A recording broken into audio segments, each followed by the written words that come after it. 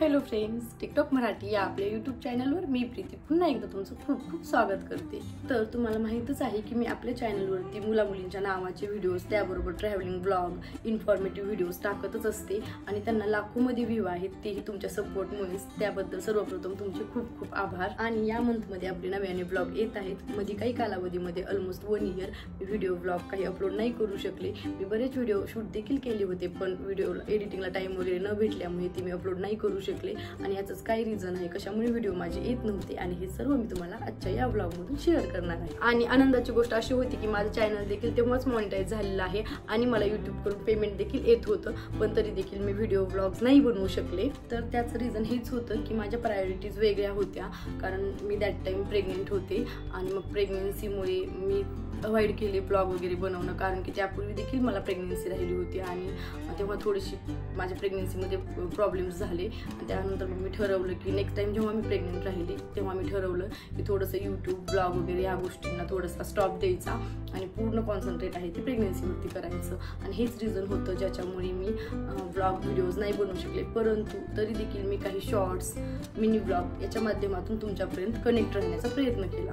आणि त्यानंतर तर डिलिव्हरी, त्यामुळे तर नंतर तर व्हिडिओ टाकणं पॉसिबलच नव्हतं, कारण की माझं C-सेक्शन झाल्यामुळे मलाच रिकवर होण्यासाठी 2-3 महिने निघून गेले आणि त्यानंतर बाळ देखील लहानच होतं। पण आता फायनली म्हटलं थोडंसं स्टेबल झालेलं आहे, बाळ देखील मोठं होत आहे, म्हटलं आपण थोडाफार टाइम यूट्यूबसाठी देऊ शकतो, म्हणून मी आता पुन्हा नव्याने एका नवीन जोमाने YouTube व्हिडिओ आणि ब्लॉग्स टाकण्यासाठी सुरुवात केलेली आहे।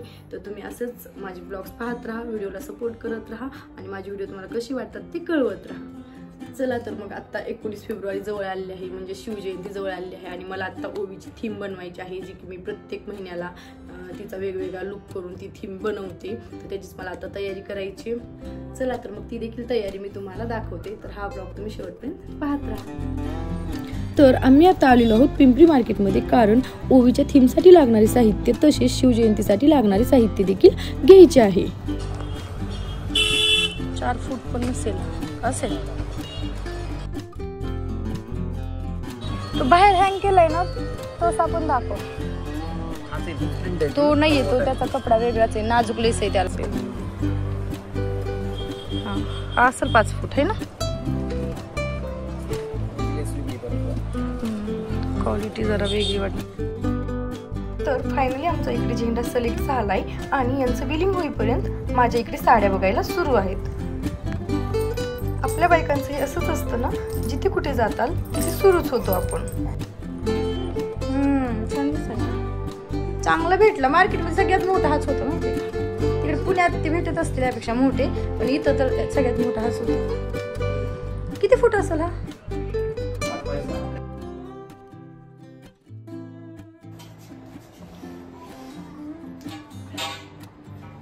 तर नेहमीप्रमाणे दरवर्षी जसं आम्ही झेंडा लावतो महाराजांच्या दारामध्ये गॅलरीमध्ये, तसंच आम्ही ह्या वर्षी देखील लावणार आहोत।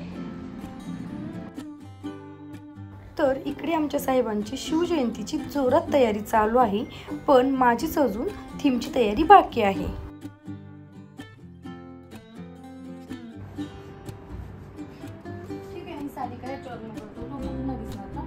इथे साडीचा कलर हा खूप डार्क वाटत आहे, त्यामुळे आता मला साडी चेंज करावी लागेल आणि प्रत्येक वेळेस मला एवढेच एफर्ट्स घ्यावे लागतात, कारण कॉम्बिनेशन मॅच होईल नाही होईल ते करून बघितल्याशिवाय समजतच नाही।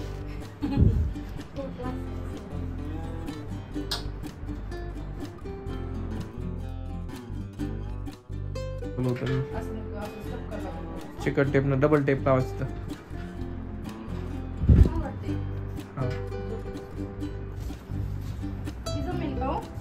लावून बघ ना पाठीमागं, अलीकडूनच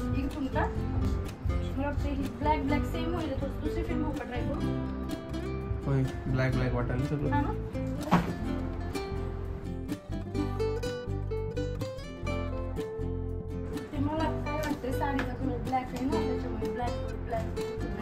ही चांगली दिसते वाटतं मला।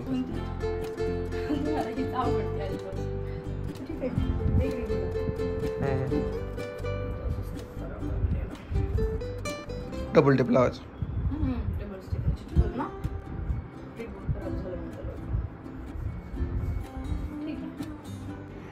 चला तर मग फ्रेंड्स, माझी इकडे थीमसाठी लगबग चालू आहे, थीमची तयारी चालू आहे आणि थीम कंप्लीट झाल्यानंतर मी तुम्हाला दाखवणारच आहे की ती थीम कशी बनलेली आहे. त्याचा व्हिडिओ देखील लवकरच अपलोड होईल आणि त्याचबरोबर आम्ही शिवजयंती कशी साजरी केलेली आहे ते देखील तुम्हाला नेक्स्ट ब्लॉगमध्ये पाहायला भेटणार आहे. तर भेटूयात पुन्हा एकदा अशाच एका नवीन ब्लॉगमध्ये.